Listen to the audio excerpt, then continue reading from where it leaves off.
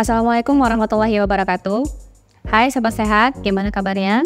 Semoga sehat ya. Ketemu lagi dengan saya Intan Puspita Siregar, staf Rumah Sakit USU dalam sebagai host podcast edisi hari ini. Nah, tema kita hari ini adalah seputar kesehatan dunia anak. Nah, di sini sudah hadir narasumber kita, dokter spesialis anak Rumah Sakit USU yang udah kita tunggu-tunggu nih ya. Dr. Putri Amelia, Magister Kedokteran Pediatrik, spesialis anak konsultan. Apa kabarnya nih dokter? Alhamdulillah baik Mbak Intan. Mbak Intan gimana kabarnya? Alhamdulillah. Terima kasih ya dok ya sudah hadir pada siang hari ini dan nantinya akan berbagi informasi tentang jantung anak nih ya dokter ya. Nah Sobat Sehat Rumah Sakit USU, hari ini podcast kita akan membahas tentang kelainan jantung pada anak. Nah dokter langsung aja ya dok. Gimana nih dok, anak-anak atau bayi itu bisa mendapat atau ada kelainan pada jantungnya ini dok? Dok. Ya, makasih Mbak Intan. Jadi pada anak-anak atau bayi bisa mengalami kelainan jantung bawaan itu bisa karena berbagai macam penyebab. Misalnya ada masalah faktor genetik atau ibunya pada saat hamil dia mengalami infeksi atau juga memang karena faktor lingkungan. Jadi ini kan kita tahu nih kelainan jantung bawaan banyak nih pada anak. Yang sering misalnya kita sering dengarkan jantung bocor. Nah jantung bocor itu biasanya memang terjadi pada dinding jantungnya. Jadi dindingnya itu nggak utuh. Misalnya pada kelainan atrial septal defect atau ventricular septal defect. Bisa juga misalnya penyempitan pada katupnya, itu juga bisa terjadi karena memang aliran darahnya jadinya nggak lancar. Atau yang sering juga kan ada yang biru tuh kita sering tuh tetralogi ovalo. Nah kalau pada tetralogi ovalo itu bisa ada yang bocor, ada yang sempit. Terus juga letak pembuluh darah besarnya juga nggak pada tempatnya dan dinding jantungnya juga yang menebal. Atau ada lagi sekarang juga yang sering itu misalnya posisi pembuluh darah besarnya yang tertukar. Nah kalau itu jadi antara pembuluh darah aorta dengan pembuluh darah paru posisinya tertukar dan itu biasanya mengancam jiwa dan harus segera ditanganin. Seperti itu sih Mbak Intan. Oke. Wah banyak juga ya dokter ya. Nah itu faktor resikonya dokter kenapa bisa terjadi itu gimana dok? Nah jadi faktor resikonya itu banyak. Misalnya tadi faktor genetik ya. Misalnya memang dari orang tuanya. Nah itu bisa aja nanti anaknya lahir dengan kelainan jantung bawaan. Atau misalnya pada saat ibunya hamil terutama pada trimester pertama itu ada infeksi. Misalnya infeksi sitomegalovirus atau infeksi herpes. Bisa aja nanti anaknya lahir memang ada kelainan jantung bawaan. Atau misalnya karena faktor lingkungan. Karena misalnya terpapar oleh bahan kimia selama ibunya hamil itu juga bisa. Atau misalnya minum obat-obatan, misalnya obat-obatan yang toksik gitu kan. Kadang mungkin ibu ini nggak tahu dia hamil. Bisa aja dia masih misalnya mengkonsumsi obat ternyata itu nggak aman buat janinnya. Nah tapi memang dari sebagian besar itu tetap 90% kita nggak tahu nih penyebabnya apa, faktor resikonya. Jadi ya kadang kan orang tua jadi galau tuh ya. Iya benar. Apalagi kalau misalnya dibilang genetik, jangan sampai nanti saling menyalahkan. Gara-gara si bapak, gara-gara si ibu. Padahal ya 90% kita nggak tahu pasti penyebabnya apa. Seperti itu sih Mbak Intan. Oh gitu. Berarti cat rambut nggak boleh tuh, maaf ya dokter. Nah itu bisa diketahuinya itu dari mana dokter untuk kelainan jantung pada anak ini dok? Nah jadi untuk kelainan jantung pada anak ini kalau waktu dalam kandungan ya sebenarnya kita sudah bisa juga screening tuh. Misalnya kan pasti kan kalau mama-mama nih rajin nih kontrol ke dokter kandungan, biasanya sekalian dicekkan juga jantungnya walaupun mungkin masih dicekkan secara umum. Iya secara umum. Nah tapi begitu mungkin dokter objinnya dia ada kecurigaan, nah mungkin bisa dilakukan fetal echo. Jadi USG fetal lah langsung ke jantung si janinnya. Itu. Atau terkadang mungkin karena memang misalnya riwayat nih, mungkin mamanya malah ada sakit bocor jantung atau anak pertamanya ada bocor jantung, mungkin bisa langsung juga minta ke dokter kandungannya dari fetal echo. Terus mungkin kalau memang ternyata dari fetal echo udah curiga nih dapat ada kelainan jantung, mungkin bisa dikonsulkan ke dokter jantung anak. Jadi tetap nanti itu untuk persiapan melahirkannya ya, walaupun tetap nanti yang paling utama untuk pastinya begitu si bayi lahir kita lakukan ekokardiografi seperti itu. Oh iya, waduh. Berarti memang penanganannya nih ya dokter, maksudnya itu kan sebenarnya dari masih dalam kandungan berarti ya dokter ya. Nah kan ini sebenarnya sulit untuk dideteksi ya dokter, itu gimana dok? Maksudnya dok si ibu ini waktu mengandung nih seharusnya seperti apa nih dok? Ya tetap sih waktu mengandung ini ya tetap si ibu harus menjaga kesehatannya ini ya kan. Terus juga terutama ini kan jantung itu si bayi terbentuk pada sampai 8 minggu pertama kehamilan. Jadi kalau bisa memang di awal-awal itu benar-benar dijaga, ya kan. Apalagi kan sering juga nih, misalnya ada yang lagi infeksi demam atau apa, ada kontak ke ibunya, takutnya ibunya kena, takutnya berimbas ke janinnya. Walaupun mungkin kalau ke si ibunya nggak berat gitu ya, tapi begitu si bayi lahir, loh kok ternyata ada kelainan jantung. Jadi tetap makan sehat, tetap sering kontrol ke dokter. Jadi kalaupun ada sesuatu bisa cepat dideteksi, seperti itu sih. Oh, oke. Nah, ini warning juga nih ya buat para ibu-ibu yang lagi mengandung atau akan mengandung gitu ya dokter ya. Nah, kalau misalnya yang sudah lahir dok, bagaimana tuh dok penanganannya? Kalau tadi kan sebelum lahir nih ya, masih dalam kandungan. Kalau misalnya sudah lahir terus kemudian ada seperti kelainan jantung gitu ya dok, itu gimana dok penanganannya? Jadi tetap kan kayak tadi kan, misalnya dia waktu hamil si ibu nih udah lakukan fetal echo gitu ya. Nah begitu lahir memang kita langsung konfirmasi ulang, kita echo nih si bayinya. Nah nanti kita nilai ini ke tingkat keparahan dari kelainan jantungnya, karena kan tadi kelainan jantung itu banyak macamnya ya kan. Ya di awal mungkin kita kalau memang dia bukannya tindakan harus segera dioperasi gitu ya, mungkin bisa kita evaluasi dulu, kita lihat beratnya, mungkin bisa kita kasih obat-obatan dulu sambil kita pantau. Nah nanti kita lihat nih tipenya yang mana, kalau memang perlu mungkin kita lakukan tindakan bedah atau intervensi. Misalnya sekarang ini kan bisa dengan transkateter gitu ya untuk beberapa kelainan jantung bawaan. Nah tapi tetap memang sebaiknya segera dikonsulkan ke dokter jantung anak biar tahu penanganan selanjutnya gimana. Oh oke, waduh. Nah terus kan ada juga yang bilang kalau berat badan susah naik tuh ciri-ciri utama adanya kelainan jantung pada anak. Bener nggak sih tuh dok? Ya bener banget tuh Mbak Intan. Iya. Jadi kan memang kan tadi kelainan jantung itu ada tipe yang biru sama nggak biru. Biru lah, nggak biru ya. Jadi kalau darahnya berarti dok? Iya, mungkin itu memang dari tingkat kebocorannya, alirannya gimana. Kalau biru kan biasanya orang tua langsung aware nih kan Mbak Intan. Misalnya kalau udah biru pasti kan kita pertama curiga jantung, walaupun kadang memang bisa juga karena paru. Nah yang susah nih kalau yang nggak biru. Jadi kan kadang kan kalau nggak biru orang tua kan mungkin nggak ngeh ada masalah jantung, tapi sering memang terlihat anaknya itu kok berat badannya susah naik, terus juga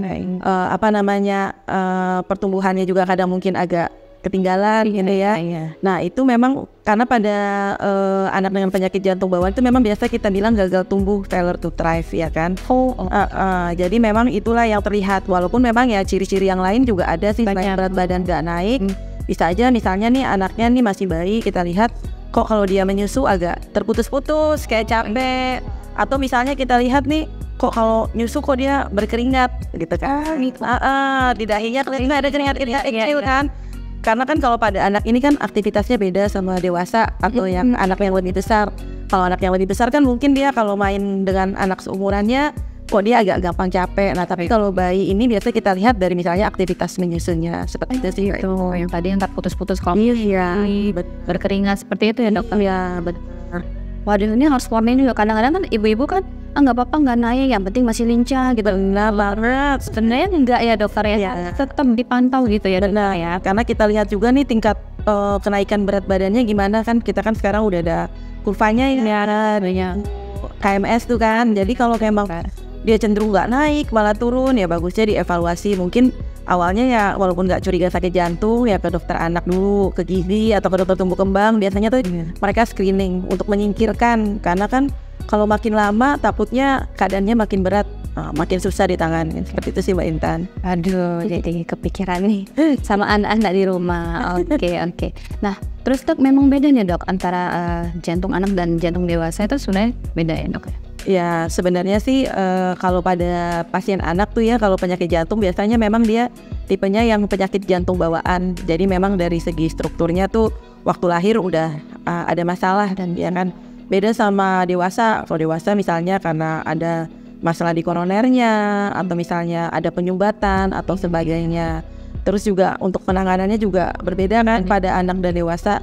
Mungkin kalau pada anak ya kita harus udah tahu nih ada masalah apa, harus segera ditangani. Kalau dewasa kan biasanya mungkin ya gaya hidupnya juga harus dirubah sama semua biar dia nggak kena penyakit jantung bawaan gitu sih Mbak. Oke. Karena jantung ini kan memang penting ya dokter ya. Benar. Nah kalau untuk treatment dan pengobatannya bagaimana nih dokter jika kita sudah mengetahui adanya kelainan jantung pada anak? Nah, jadi tadi seperti yang sebelumnya sudah saya sampaikan, jadi yang pertama kan kita tetap evaluasi dulu nih tipe penyakit jantung bawaannya yang mana. Nah, mungkin yang awal kita dengan obat-obatan dulu, misalnya pasiennya ada gagal jantung gitu kan, mungkin kita kasih dulu diuretik gitu ya. Atau setelah itu kita lihat kalau memang sudah waktunya lah kita bilang kan, mungkin kita lakukan tindakan intervensi. Nah, intervensi itu bisa intervensi bedah atau beberapa tipe itu bisa secara transkateter. Tapi kita lihatlah tipenya yang mana, apakah syaratnya memenuhi. Jadi memang ya kalau namanya jantung bocor, ya bocornya itu harus ditutup. Jadi nggak bisa juga misalnya harus pakai obat-obatan. Kadang kan orang tua nih suka galau kan, udah dibilang operasi jantung, mereka kayaknya ya nggak usah. Padahal kan sebenarnya kalau memang penanganannya sesuai, waktunya pas, mudah-mudahan ya jantungnya udah kayak jantung normal lagi lah, kita bilang seperti itu. Itu dari usia, maksudnya kayak operasi atau tindakan lainnya sudah bisa dilakukan dokter pada bayi atau anak di bawah 5 tahun gitu misalnya dokter? Bisa aja. Jadi memang dia kita lihat tipenya, terus biasanya sih syaratnya berat badannya tipenya yang mana gitu kan. Jadi mungkin kalau kayak yang bocor tadi atrial septal defect, misalnya dia memungkinkan tipenya yang sepundung gitu ya, itu kan bisa kita tutup pakai device, kita bilang pakai alat ya, nggak usah belah dada. Itu biasanya mungkin diharapkan berat badannya udah di atas 10 kilo. Atau kalau kayak yang ventricular septal defect mungkin berat badannya di atas 8 kilo. Atau kalau yang PDA bisa lebih kecil lagi, bisa di atas 6 kilo. Atau sekarang juga udah bisa tuh pada bayi-bayi kecil juga ada nih size-nya. Cuma tetap memang ada syarat-syaratnya. Jadi kita lihat bocornya yang mana, ukurannya berapa, berat badan si anaknya. Jadi sebenarnya nggak usah takut. Kadang orang tua ini juga untuk screening mereka takut. Karena katanya kalau di screening ketahuan ada bocor jantung, mau ditindakin malah takut gitu kan. Padahal kan sebenarnya kan lebih baik sebenarnya lebih baik juga masih anak-anak kan. Karena kalau anak-anak ini juga kan memang mereka pasti gini kan, duh kasihan anak saya kecil, masa udah misalnya ditutup bocornya, dioperasi. Terus kalau masih kecil ya dia pasti nangis ya kan. Cuma kan memorinya sebenarnya kan memori jangka panjangnya belum teringat gitu ya. Jadi badannya dia nggak berat mungkin. Dibanding kalau dia udah besar kan dia udah inget tuh rasa sakitnya di ruangan, misalnya di ruangan khusus gitu kan. Jadinya kan lebih trauma. Kalau anak kecil memang ya waktu dikerjain pasti nangis, tapi ya udah oke ya dia udah lupa, malah dia malah nggak inget lagi. Seperti itu sih Mbak Intan. Ya ini kayaknya masih awam juga nih ya dokter ya untuk memeriksa kesehatan jantung anak-anak atau bayi ya dokter ya. Oke dok, nah ini dok ada yang bilang nih dok kalau misalnya anak-anak dengan kelainan jantung seperti jantung bocor gitu ya dokter, dia nggak boleh capek, nggak boleh stres atau gimana tuh dok? Bener nggak dok? Jadi sebenarnya gini kan, anak-anak dengan kelainan jantung bawaan kalau memang dia sudah ketahuan nih, kan nanti kan pasti dari dokternya tuh menginfokan nih apa yang harus kita lakukan selanjutnya. Jadi kadang memang yang bocornya itu harus kita tutup. Nah, setelah dilakukan penutupan, walaupun itu nanti tindakan secara bedah atau intervensi, seharusnya jantungnya itu sudah kembali seperti normal, kita bilang ya kan, seperti anak normal. Walaupun memang misalnya nih sebelum ditutup jantungnya bengkak dan ada bocor, kemudian kan bocornya ditutup, nggak mungkin bengkak jantungnya ini langsung normal. Jadi kadang memang kita masih lanjut obat-obatan. Tetapi sebenarnya untuk pembatasan aktivitas sih udah nggak se-ekstrim atau ketat waktu dia masih bocor. Nah jadi sebenarnya sih dia sudah mulai bisa beraktivitas biasa. Karena kan si anak juga pasti ngerti nih kan Mbak Intan. Misalnya dia agak capek, pasti kan nggak mungkin dia paksain nih. Pasti kan dia juga akan pelan-pelan. Nah tapi kedepannya sebenarnya dia sudah bisa beraktivitas seperti biasa, seperti teman-temannya sih. Jadi mungkin ayah bunda nggak perlu takut. Misalnya anaknya nih dulu jantung bocor, kemudian bocornya udah ditutup, kemudian juga kan pasti tuh udah walaupun udah ditutup bocornya, tetap harus evaluasi nih, harus datang ke dokter. Kalau udah bagus minimal setahun sekali, tetap harus datang ke dokter jantung anak. Kita buat pemeriksaan USG jantungnya. Kalau memang oke terus ya nggak ada masalah sih. Bisa normal lagi dokter ya. Benar banget. Makanya jadi kalau memang dianjurin nih udah waktunya untuk ditutup, ayah bunda nggak usah takut. Jangan nanti karena kasihan dong anak saya masih kecil, masa udah dioperasi. Karena justru semakin cepat ketahuan, semakin cepat ditanganin, mudah-mudahan ke depannya semakin bagus. Gitu sih Mbak Intan. Wih banget nih itu informasinya. Mudah-mudahan bisa diserap sama pendengar podcast nih dokter ya. Nah, oke Sobat Sehat Rumah Sakit USU, kita udah selesai nih tadi nih ngobrolnya walaupun sebentar, tapi banyak banget informasi tentang jantung anak ya dokter ya. Mudah-mudahan Sobat Sehat juga tadi dengerin informasi yang penting yang udah disampaikan oleh Dokter Putri Amelia. Nah, boleh dok sedikit di akhir mungkin ada tips-tips tentang kesehatan jantung anak ini dokter, silahkan. Jadi mungkin nanti Bunda kalau lagi hamil tetap harus cek gitu ya gimana sih keadaan si bayi janinnya, terutama mungkin nanti kalau bisa juga minta dokter obstetrisnya untuk cek jantung si bayi, si dede gitu ya. Nah nanti setelah lahir juga tetap rajin kontrol ke dokter karena memang kan ada beberapa kelainan jantung mungkin yang nggak kelihatan biru. Iya. Terus kalau memang ada penanganan yang bisa dilakukan segera, ayah bunda jangan menunda-nunda. Nah jadi semakin cepat semakin baik. Mungkin seperti itu aja sih. Intan, terima kasih. Oke dokter, terima kasih banyak ya dokter ya atas ilmunya, tips-tipsnya. Sehat terus dokter, menginspirasi terus. Dan tentunya terima kasih banyak juga untuk pengikut kami, followers Rumah Sakit USU di akun sosmed kami, penonton podcast di YouTube channel kami. Jangan lupa ikutin terus YouTube channel kami dan jangan lupa juga follow akun Instagram kami. Saya Intan Siregar pamit undur diri, ketemu lagi di podcast selanjutnya. Selamat siang. Dadah.